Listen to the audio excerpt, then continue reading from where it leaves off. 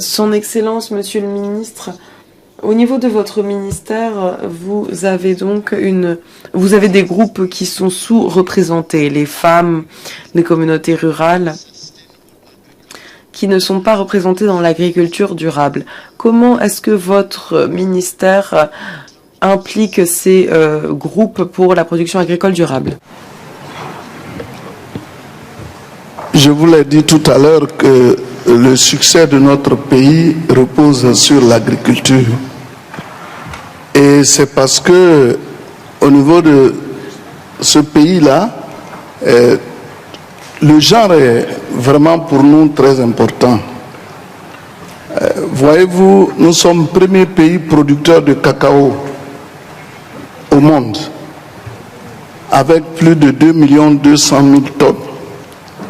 Mais cela a été possible grâce aux petits producteurs, parce qu'en réalité, nous n'avons pas de production industrielle en ce qui concerne le cacao, ni la noix de cajou, ou encore nous sommes le premier pays producteur mondial.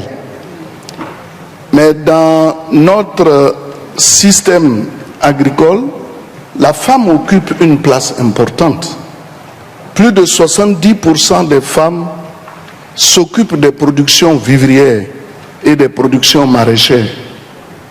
Et aujourd'hui en Côte d'Ivoire, lorsque nous passons à l'étape de transformation de nos produits, la petite transformation, c'est la femme qui est au centre de tout.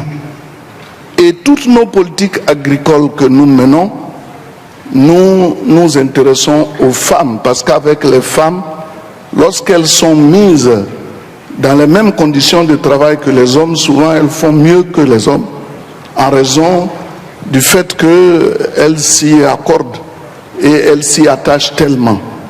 Donc au niveau de la Côte d'Ivoire, je puis vous le dire, lorsque nous avons des projets, les femmes sont celles-là même qui donnent du tonus à ces projets dans les villages. On met en place des comités pilotes.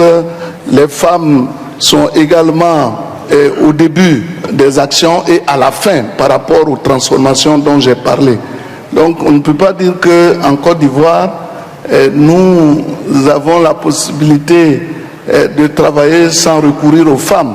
Alors que, comme je vous l'ai dit tout à l'heure, nous sommes premiers partout et c'est grâce aux femmes que nous le sommes, qui aident les parents, qui encadrent leurs maris, qui les soutiennent dans tout ce qu'ils font dans le domaine agricole.